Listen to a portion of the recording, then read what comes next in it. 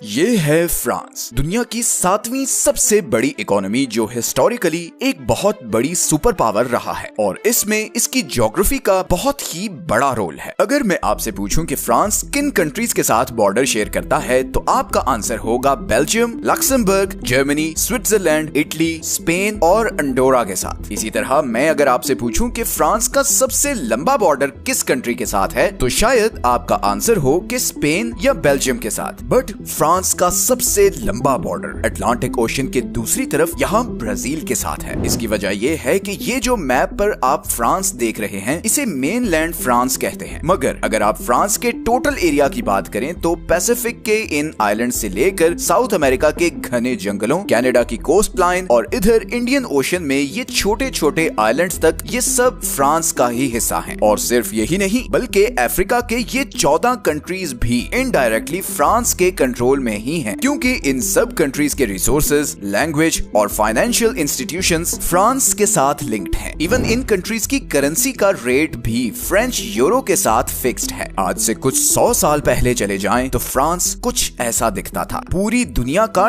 10% land area French empire के control में था। अफ्रीका से लेकर साउथ ईस्ट एशिया तक फ्रेंच एम्पायर का ही सिक्का चलता था। फ्रांस हमेशा से यूरोप का सबसे ज्यादा पॉपुलेशन वाला कंट्री रहा है। 17वीं सेंचुरी तक यूरोप में हर 5 में से 1 आदमी फ्रेंच होता था, लेकिन फिर वॉर्स और फ्रेंच रेवोल्यूशन में तकरीबन 20 लाख लोग मारे गए और फिर वर्ल्ड वॉर 1 में भी 12 से 13 लाख फ्रेंच मारे गए, जिसके बाद फ्रेंच पॉपुलेशन बहुत कम हो गई। और इसी का हल निकालने के लिए 1960s और 70s में फ्रांस ने इन आइलैंड से हजारों बच्चे किडनैप किए और उन्हें मेनलैंड फ्रांस लेकर गए ताकि अपनी गिरती हुई पॉपुलेशन को बूस्ट कर सके। खैर, फ्रेंच एम्पायर पर तो एक सेपरेट वीडियो में बात करेंगे। आज की वीडियो में हम देखते हैं कि फ्रांस की ज्योग्राफी ने उसे इतना अमीर, पावरफुल और डेवलप्ड कंट्री कैसे बनाया।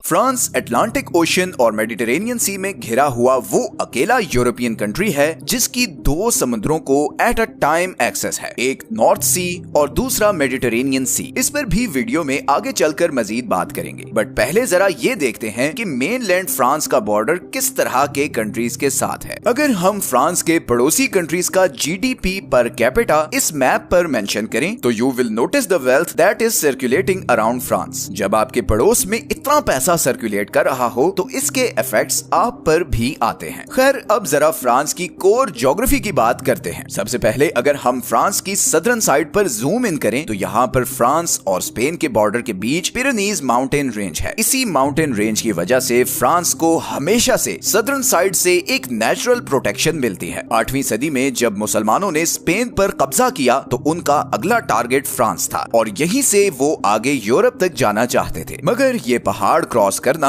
बहुत ही मुश्किल काम था। मुस्लिम आर्मीज ये फ्लैट एरिया तो क्रॉस करके यहाँ तक पहुँच गए, मगर पिरेनीज रेंज का सारा एरिया उनके लिए बहुत मुश्किल साबित हुआ और वो फ्रांस को कॉन्कर नहीं कर सके। ऑब्वियसली इसमें और भी बहुत से फैक्टर्स थे, but geography did play a very important role. इसी तरह फ्रांस की साउथ ईस्टर्न साइड पर इटली के बॉर्डर के साथ एल्प माउंटेन रेंज है। एल्प यूरोप की सबसे ऊंची माउंटेन रेंज है और ये 8 कंट्रीज तक फैली हुई है। इन्हीं पहाड़ों की वजह से फ्रांस की आधी ईस्टर्न साइड भी सेफ हो जाती है और फिर बाकी ईस्टर्न साइड ये राइन रिवर की वजह से सेफ हो जाती है, जो फ्रांस और जर्मनी को डिवाइड करता है। ऐसे में बस ये नॉर्दर्न एरिया ही बचता है जो बिल्कुल फ्लैट है और हिस्टोरिकली यही वो बॉर्डर है जहां से 3 दफा फ्रांस पर जर्मनी ने अटैक किया था। एक दफा 1870 में, फिर 1914 में और फिर फाइनली 1939 में वर्ल्ड वॉर 2 के दौरान। इसके अलावा फ्रांस ऑलमोस्ट हर साइड से नेचुरली प्रोटेक्टेड है। इसी तरह अगर हम फ्रांस की नॉर्थ वेस्टर्न साइड पर आएं तो ये एरिया इकोनॉमिकली फ्रांस के लिए बहुत इंपॉर्टेंट है। सबसे पहले तो नॉर्दर्न यूरोप का सारा ट्रेड यहाँ इंग्लिश चैनल से होकर केल्टिक सी में आता है और फिर यहाँ से बे ऑफ बिस्के को क्रॉस करके स्ट्रेट ऑफ जिब्राल्टर तक पहुँचता है और यहाँ से फिर वो आगे स्विस कैनाल के थ्रू मिडिल ईस्ट और एशिया को जाता है। ये इंग्लिश चैनल दुनिया का सबसे बिजीएस्ट सी जंक्शन है और फ्रांस इस हैवी ट्रैफिक रूट के बिल्कुल बिल्कुल ऊपर लोकेटेड है। इसी तरह फ्रांस यूरोप का वो अकेला कंट्री है जिसकी नॉर्थ सी और मेडिटेरेनियन सी दोनों समुद्रों को एक्सेस है। इसीलिए जर्मनी, स्विट्जरलैंड, बेल्जियम और नेदरलैंड्स जैसे कंट्रीज के लिए एशिया और मिडिल ईस्ट से ट्रेड करने का सबसे आसान और छोटा रास्ता भी फ्रांस के थ्रू ही है। मेडिटेरेनियन में एक्सेस का एक और फायदा ये भी है कि फ्रांस आसानी से 3 रीजन्स तक अपना माल पहुंचा सकता है। पहले तो स्ट्रेट ऑफ जिब्राल्टर के थ्रू अमेरिका की तरफ, दूसरा वो यहाँ से ब्लैक सी वाले सारे कंट्रीज से भी आसानी से ट्रेड कर सकता है, और तीसरा